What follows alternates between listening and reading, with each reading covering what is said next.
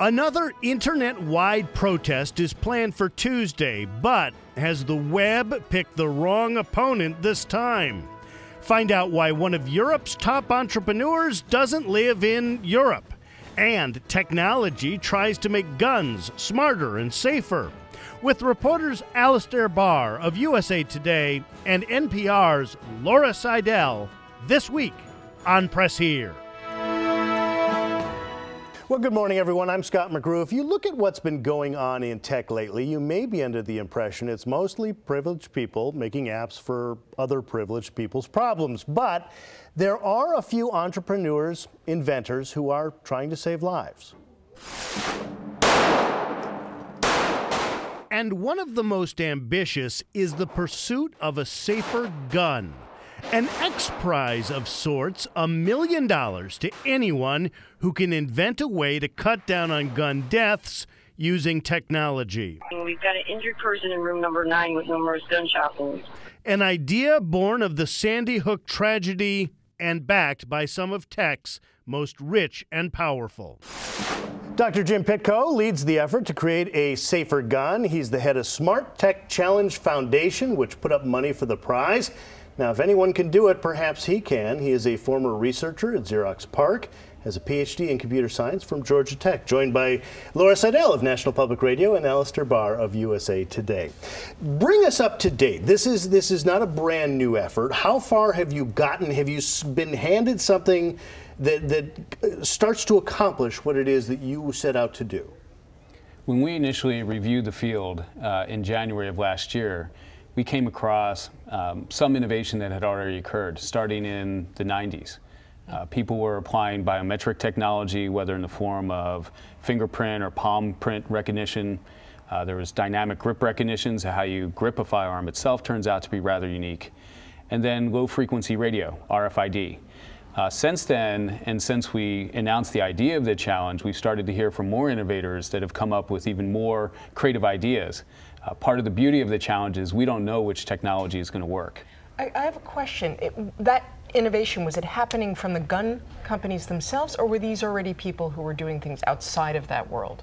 We saw pockets of innovation within existing gun manufacturers. In the late 90s, there was a push for exploration into access control technologies so that only the authorized user could use the firearm. And then we've seen independent efforts from Germany, from Ireland, from within the US, from Israel, all across the world. Are the gun companies themselves, it would seem to me, if I were the gun company lawyer, is let's not get into that because there be dragons. That we can step away and say not our responsibility if we never get involved in some sort of technology that only allows the owner to fire the gun. I'm surprised gun manufacturers even touch that. Well, there's always issues with the introduction of new technology, and part of what's being explored in California and some other states are what sort of safe harbor provisions could be put into place such that the innovators of this new technology are shielded from liability. What actually drove you to do this? Was it sort of the lack of political process? Was it a desperation type of play? Well, for me personally, my friend Ron Conway was hosting his holiday party on December 14th, 2012. His guest of honor was the Congresswoman Gabby Giffords, who was shot in 2011. December 14th turned out to be the same day of the Sandy Hook shooting.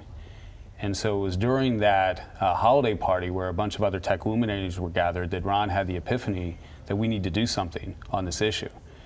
Ron then reached out to me and said, hey Jim, could you look at this?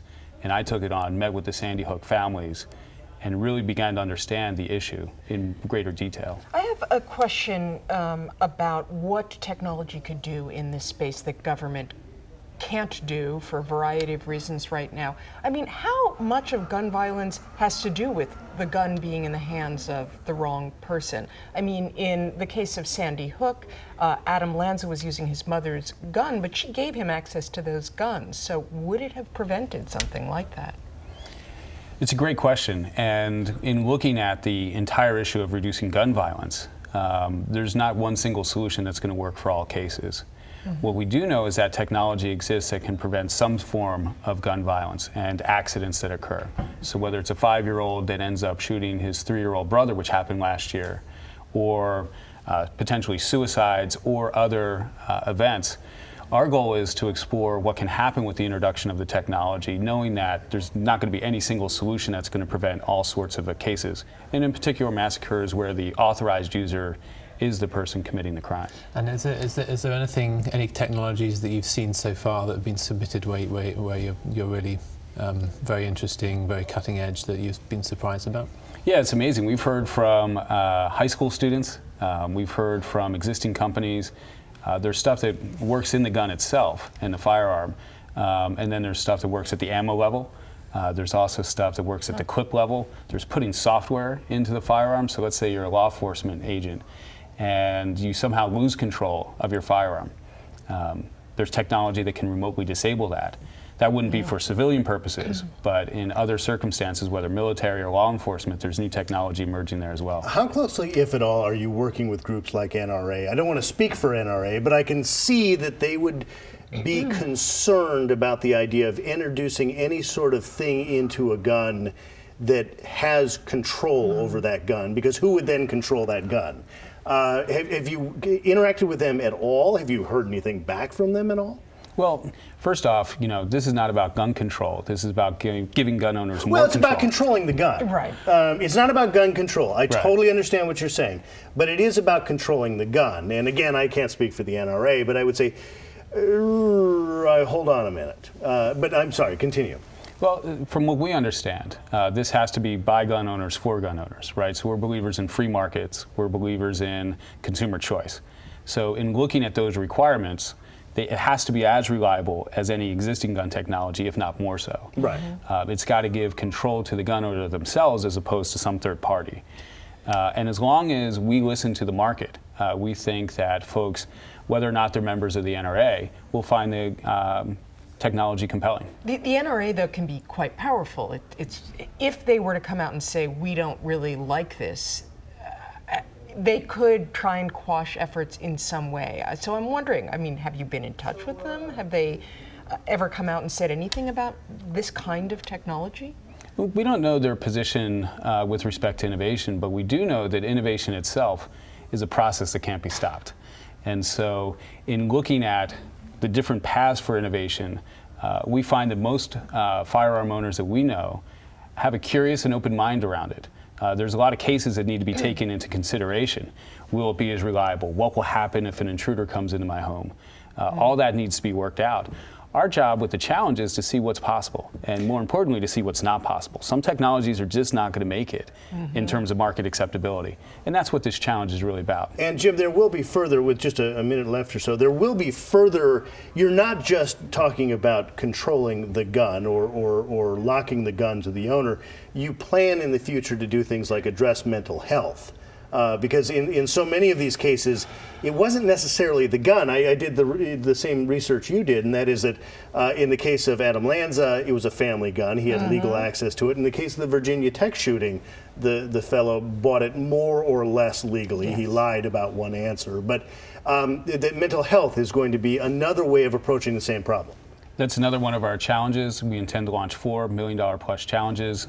Brain health, mental health recognizes the issue that happy people don't shoot people.